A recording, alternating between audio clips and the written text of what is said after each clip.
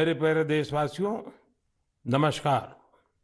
आज हम मन की बात के 96वें एपिसोड में साथ जुड़ रहे हैं। मन की बात का अगला एपिसोड वर्ष 2023 का पहला एपिसोड होगा। आप लोगों ने जो संदेश भेजे, उनमें जाते हुए 2022 के बारे में बात करने को भी बड़े आग्रह से कहा है।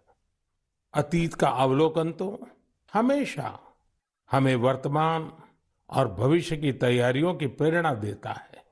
2022 में देश के लोगों का सामर्थ्य, उनका सहयोग, उनका संकल्प, उनकी सफलता का विस्तार इतना ज्यादा रहा कि मन की बात में सभी को समेटना मुश्किल होगा। 2022 वाकई कई मायनों में बहुत ही प्रेरक रहा, अद्भुत रहा। इस साल भारत ने अपनी आजादी के 75 वर्ष पूरे किए और इसी वर्ष अमृत काल का प्रारंभ हुआ। इस साल देश ने नई रफ्तार पकड़ी। सभी देशवासियों ने एक से बढ़कर एक काम किया। 2022 की विभिन्न सफलताओं ने आज पूरे विश्व में भारत के लिए एक विशेष स्थान बनाया है। 2022 यानी भारत द्वारा दुनिया की 5वीं सबसे बड़ी अर्थव्यवस्था का मुकाम हासिल करना।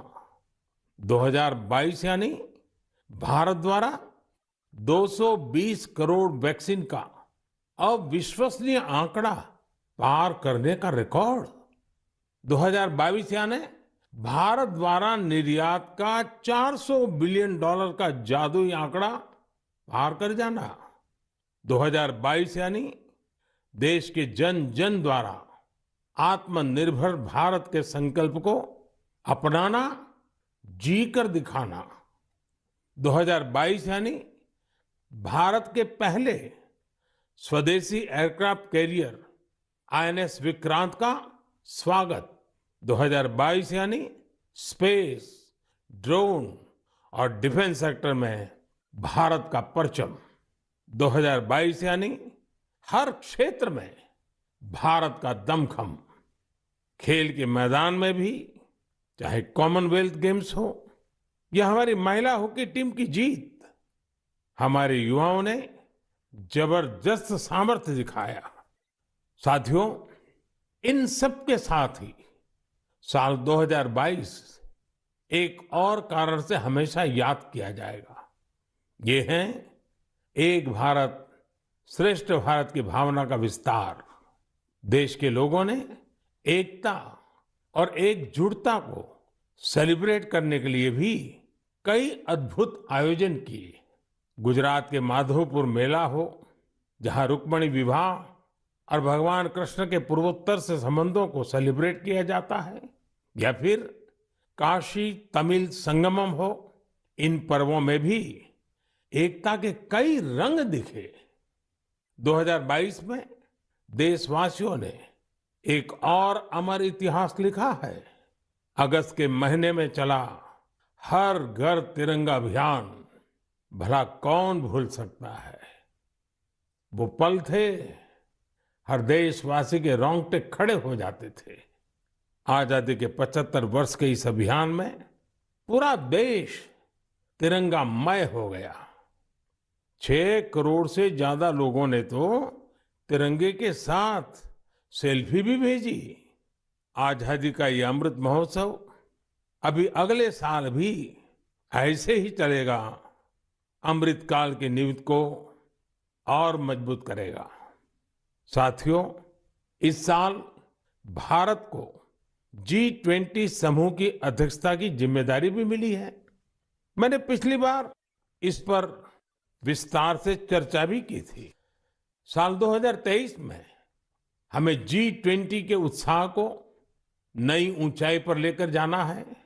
इस आयोजन को एक जन आंदोलन बनाना है। मेरे प्यारे देशवासियों, आज दुनिया भर में धूमधाम से क्रिसमस का त्योहार भी मनाया जा रहा है। ये जीसस क्राइस्ट के जीवन, उनकी शिक्षाओं को याद करने का दिन है।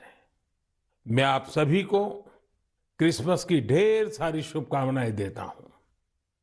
साथियों, आज हम सभी के श्रद्धेय अटल बिहारी वाजपेयी जी का जन्मदिन भी है।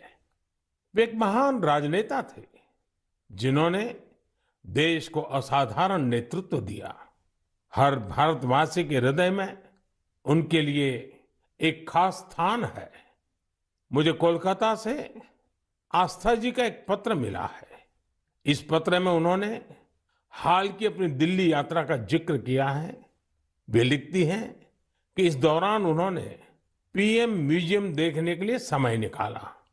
इस म्यूजियम में उन्हें अटल जी की गैलरी खूब पसंद आई। अटल जी के साथ वहां खींची गई तस्वीर तो उनके लिए यादगार बन गई है। अटल जी की गैलरी में हम देश के लिए उनके बहुमूल्य योगदान की झलक देख सकते हैं। इंफ्रास्ट्रक्चर हो, शिक्षा या फिर विदेश नीति, उन्होंने भारत को हर क्षेत्र में नई ऊंचाइयों पर ले जाने का काम किया। मैं एक बार फिर अटल जी को हृदय से नमन करता हूं। साथियों, कल 26 दिसंबर को वीर बाल दिवस है और मुझे इस अवसर पर दिल्ली में साहिबजादा जोरावर सिंह जी और साहिबजादा फतेह सिंह जी की शहादत को समर्पित एक कार्यक्रम में शामिल होने का सौभाग्य मिलेगा। देश साहिबजादे और माता गुजरी के बलिदान को हमेशा याद रखेगा। मेरे प्यारे देशवासियों, हमारे यहाँ कहा जाता है, सत्यम किम प्रमाणम, प्रत्यक्षम किम प्रमाणम। यानी सत्य को प्रमाण की आवश्यकता नहीं होती, जो प्रत्यक्ष है उसे भी प्रमाण की आवश्यकता नहीं होती। लेकिन बात जब आधुनिक मेडिकल साइंस की हो तो उसमें सबसे महत्वपूर्ण होता है प्रमाण, एविडेंस। सदियों से भारतीय जीवन का हिस्सा रहे योग और आयुर्वेद जैसे हमारे शास्त्रों के सामने एविडेंस बेस्ड रिसर्च की कमी हमेशा हमेशा एक चुनौती रही है। परिणाम दिखते हैं लेकिन प्रमाण नहीं होते हैं। लेकिन मुझे खुशी है कि एविडेंस बेस्ड मेडिसिन के युग में अब योग और आयुर्वेद आधुनिक युग की जांच और कसौटियों पर भी खरे उतर रहे हैं। आप सभी ने मुंबई के टाटा मेमोरियल सेंटर के बारे में जरूर सुना होगा। इस संस्थान ने रिसर्च, इनोवेशन और कैंसर केयर में बहुत नाम कमाया है। इस सेंटर द्वारा की गई एक इंटेंसिव रिसर्च में सामने आया है कि ब्रेस्ट कैंसर के मरीजों के लिए योग बहुत ज्यादा असरकारी है। टाटा मेमोरियल सेंटर ने अपनी रिसर्च के नतीजों को अमेरिका में हुई बहुत ही प्रतिष्ठित ब्रेस्ट कैंसर कॉन्फ्रेंस में प्रस्तुत किया है। इन नतीजों ने दुनिया के बड़े बड़े एक्सपर्ट्स का ध्यान अपनी तरफ खींचा है, क्योंकि टाटा मेमोरियल सेंटर ने एविडेंस के साथ बताया है कि कैसे मरीजों को योग से लाभ हुआ है। इस सेंटर की रिसर्च के मुताबिक योग के नियमित अभ्यास से ब्रेस्ट कैंसर के मरीजों की बीमारी के फिर से उभरने और मृत्यु के खतरे में 15% तक की कमी आई है। भारतीय पारंपरिक चिकित्सा में यह पहला उदाहरण है जिसे पश्चिमी तौर तरीकों वाले कड़े मानकों पर परखा गया है। साथ ही यह पहली स्टडी है जिसमें ब्रेस्ट कैंसर से प्रभावित महिलाओं में योग से क्वालिटी ऑफ लाइफ के बेहतर होने का पता चला है। इसके लॉन्ग टर्म बेनिफिट्स भी सामने आए हैं। टाटा मेमोरियल सेंटर ने अपनी स्टडी के नतीजों को पेरिस में हुए European society of medical oncology में उस सम्मेलन में प्रस्तुत किया है। साथियों, आज के युग में भारतीय चिकित्सा पद्धतियां जितनी ज्यादा एविडेंस बेस्ड होगी, उतनी ही पूरे विश्व में उनकी स्वीकार्यता बढ़ेगी।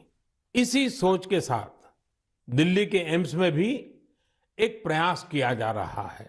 यह हमारी पारंपरिक चिकित्सा पद्धतियों को वैलिडेट करने के लिए 6 साल पहले centre for integrative medicine and research की स्थापना की गई। इसमें लेटेस्ट मॉडर्न टेक्निक्स और रिसर्च मेथड्स का उपयोग किया जाता है। यह सेंटर पहले ही प्रतिष्ठित अंतर्राष्ट्रीय जर्नल्स में 20 पेपर प्रकाशित कर चुका है। अमेरिकन कॉलेज ऑफ कार्डियोलॉजी के जर्नल में प्रकाशित एक पेपर में सिंकपी से पीड़ित मरीजों को योग से होने वाले लाभ के बारे में बताया गया है। इसी प्रकार न्यूरोलॉजी जर्नल के पेपर में माइग्रेन में योग के फायदों के बारे में बताया गया है। इनके अलावा कई और बीमारियों में भी योग के बेनिफिट्स को लेकर स्टडी की जा रही है, जैसे heart disease, depression, sleep disorders और प्रेगनेंसी के दौरान महिलाओं को होने वाली समस्याएं। साथियों, कुछ दिन पहले ही मैं वर्ल्ड आयुर्वेद कांग्रेस के लिए गोवा में था। इसमें 40 से ज्यादा देशों के डेलीगेट शामिल हुए और यहाँ 550 से अधिक साइंटिफिक पेपर्स प्रेजेंट किए गए। भारत सहित दुनिया भर की करीब 215 कंपनियों ने यहाँ एग्जीबिशन में अपने प्रोडक्ट्स को डिस्प्ले किया। 4 दिनों तक चले इस एक्सपो में 1 लाख से भी अधिक लोगों ने आयुर्वेद से जुड़े अपने एक्सपीरियंस को एंजॉय किया। आयुर्वेद कांग्रेस में भी मैंने दुनिया भर से जुटे आयुर्वेद एक्सपर्ट्स के सामने एविडेंस बेस्ड रिसर्च का आग्रह दोहराया। जिस तरह कोरोना वैश्विक महामारी के इस समय में योग और आयुर्वेद की शक्ति को हम सभी देख रहे हैं, उसमें इनसे जुड़ी एविडेंस बेस्ड रिसर्च बहुत ही महत्वपूर्ण साबित होगी। मेरा आपसे भी आग्रह है कि योग, आयुर्वेद और हमारी पारंपरिक चिकित्सा पद्धतियों से जुड़े हुए ऐसे प्रयासों के बारे में अगर आपके पास कोई जानकारी हो तो उन्हें सोशल मीडिया पर जरूर शेयर करें। मेरे प्यारे देशवासियों, बीते कुछ वर्षों में हमने स्वास्थ्य क्षेत्र से जुड़ी कई बड़ी चुनौतियों पर विजय पाई है। इसका पूरा श्रेय हमारे मेडिकल एक्सपर्ट्स, साइंटिस्ट और देशवासियों की इच्छा शक्ति को जाता है। हमने भारत से स्मॉल पॉक्स, पोलियो और गिनी वॉर्म जैसी बीमारियों को समाप्त करके दिखाया है। आज मन की बात के श्रोताओं को मैं एक और चुनौती के बारे में बताना चाहता हूं, जो अब समाप्त होने की कगार पर है। ये चुनौती है, ये बीमारी है कालाजार।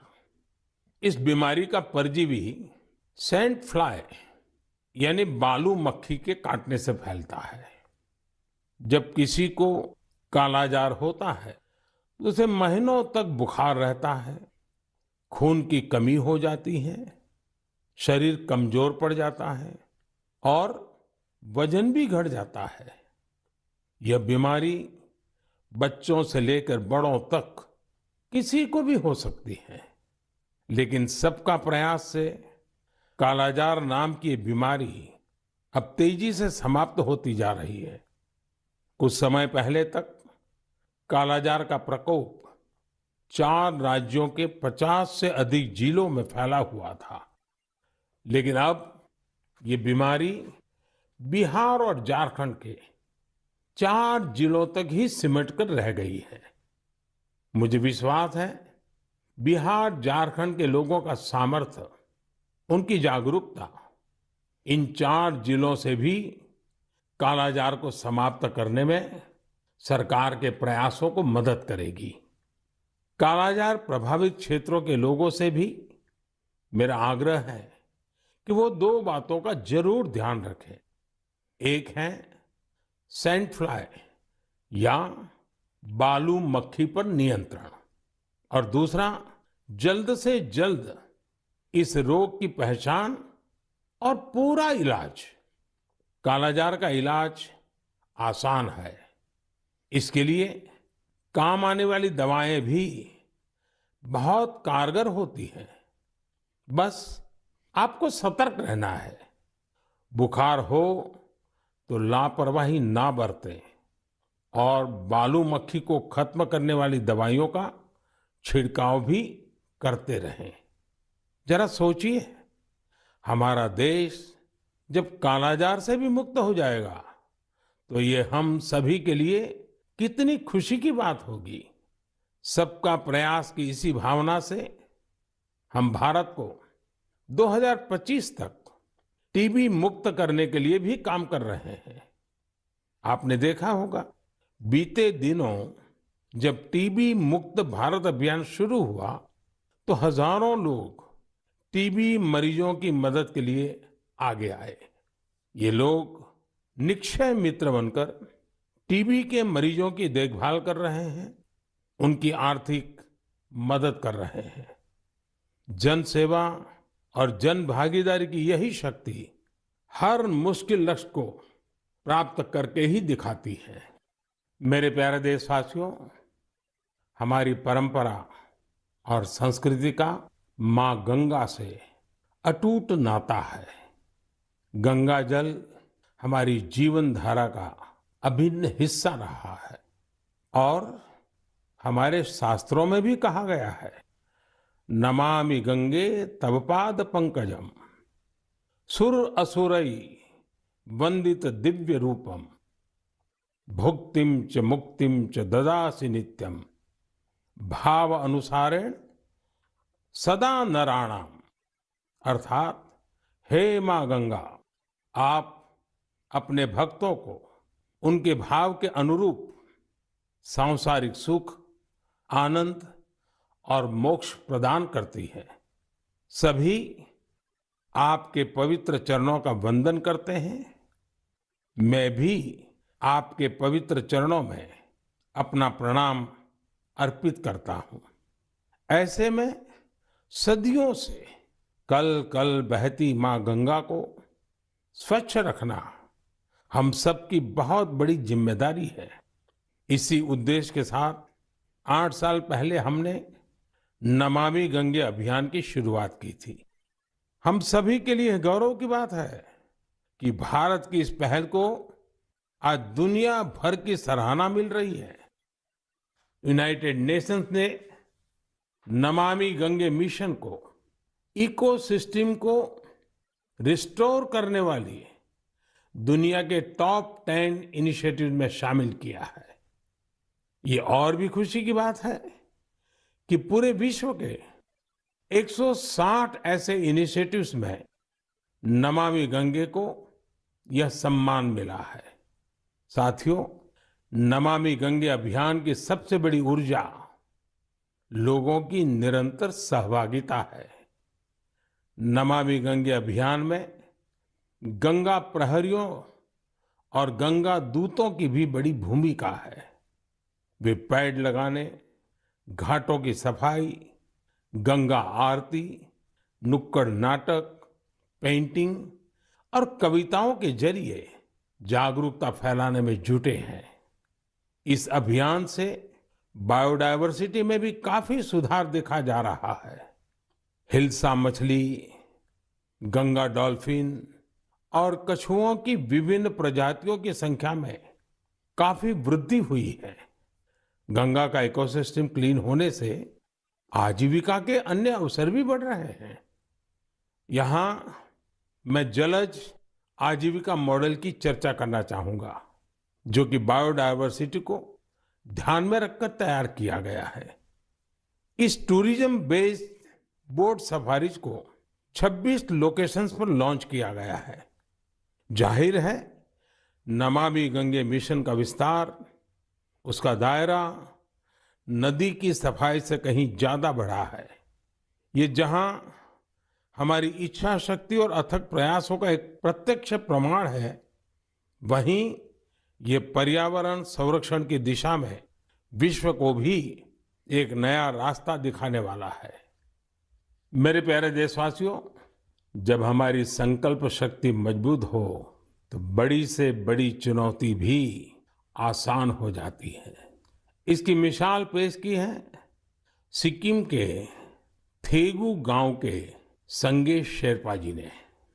ये पिछले 14 साल से 12,000 फीट से भी ज्यादा की ऊंचाई पर पर्यावरण संरक्षण के काम में जुटे हुए हैं। संगे जी ने सांस्कृतिक और पौराणिक महत्व का सोमगो लेक, उसे स्वच्छ रखने का बीड़ा उठा लिया है। अपने अथक प्रयासों से उन्होंने इस ग्लेशियर लेक का रंग रूप ही बदल डाला है। साल 2008 में संगे शेरपा जी ने जब स्वच्छता का यह अभियान शुरू किया था, तब उन्हें कई मुश्किलों का सामना करना पड़ा, लेकिन देखते ही देखते उनके इस नेक कार्यों में युवाओं और ग्रामीणों के साथ ही पंचायत का भी भरपूर सहयोग मिलने लगा। आज आप अगर सोमगो लेक को देखने जाएंगे तो वहां चारों ओर आपको बड़े बड़े गार्बेज बिन्स मिलेंगे। अब यहाँ जमा हुए कूड़े कचरे को रिसाइकलिंग के लिए भेजा जाता है। यहाँ आने वाले पर्यटकों को कपड़े से बने गार्बेज बैग भी दिए जाते हैं, ताकि कूड़ा कचरा इधर उधर न फेंके। अब बेहद साफ सुथरी हो चुकी इस झील को देखने हर साल करीब 5 लाख पर्यटक यहाँ पहुंचते हैं। सोमगो लेक के संरक्षण के इस अनूठे प्रयास के लिए संगे शेरपा जी को कई संस्थाओं ने सम्मानित भी किया है। ऐसी ही कोशिशों के बदौलत आज सिक्किम की गिनती भारत के सबसे स्वच्छ राज्यों में होती है। मैं संगे शेरपा जी और उनके साथियों के साथ साथ देश भर में पर्यावरण संरक्षण के नेक प्रयास में जुटे लोगों की भी हृदय से प्रशंसा करता हूं।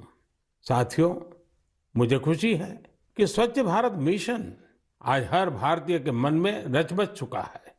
साल 2014 में इस जन आंदोलन के शुरू होने के साथ ही इसे नई ऊंचाइयों पर ले जाने के लिए लोगों ने कई अनूठे प्रयास किए हैं।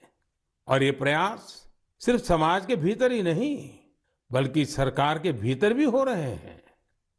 लगातार इन प्रयासों का परिणाम ये है, कूड़ा कचरा हटने के कारण, बिन जरूरी सामान हटने के कारण दफ्तरों में काफी जगह खुल जाती है, नया स्पेस मिल जाता है।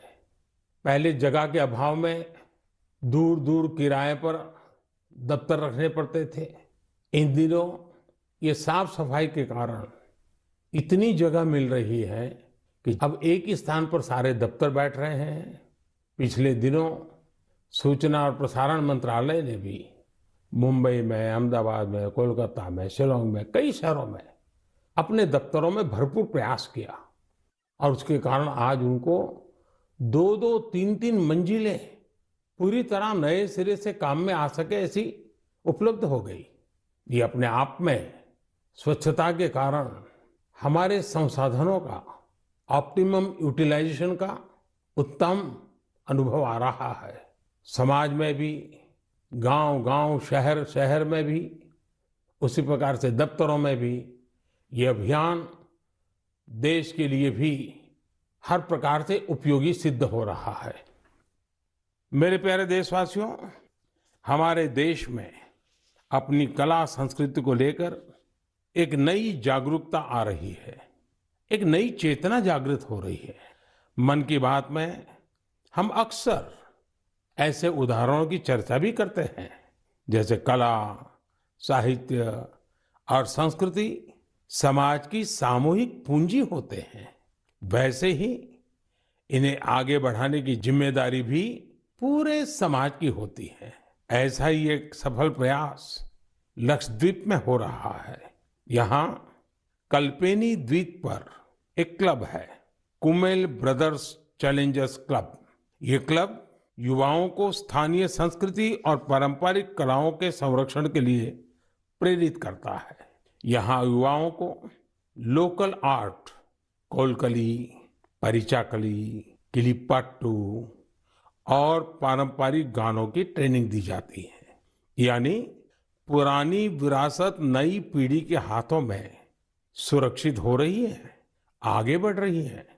और साथियों, मुझे खुशी है इस प्रकार के प्रयास देश में ही नहीं, विदेश में भी हो रहे हैं।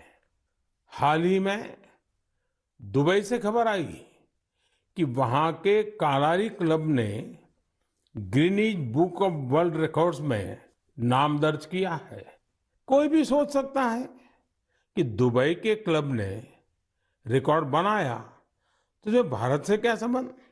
दरअसल ये रिकॉर्ड भारत की प्राचीन मार्शल आर्ट कलारियपट्टू से जुड़ा है। ये रिकॉर्ड एक साथ सबसे अधिक लोगों के द्वारा कलारी के प्रदर्शन का है। कलारी क्लब दुबई में दुबई पुलिस के साथ मिलकर ये प्लान किया और यूएई के नेशनल डे में प्रदर्शित किया। इस आयोजन में 4 साल के बच्चों से लेकर 60 वर्ष तक के लोगों ने कलारी की अपनी क्षमता का बेहतरीन प्रदर्शन किया। अलग अलग पीढ़ियां कैसे एक प्राचीन परंपरा को आगे बढ़ा रही हैं, पूरे मनोयोग से बढ़ा रही हैं, ये उसका अद्भुत उदाहरण है। साथियों, मन की बात के श्रोताओं को मैं कर्नाटका के गडक जिले में रहने वाले कवेम श्री जी के बारे में भी बताना चाहता हूँ। कवेम श्री दक्षिण में कर्नाटका की कला संस्कृति को पुनर्जीवित करने के मिशन में पिछले 25 वर्षों से अनवरत लगे हुए हैं। आप कल्पना कर सकते हैं कि उनकी तपस्या कितनी बड़ी है।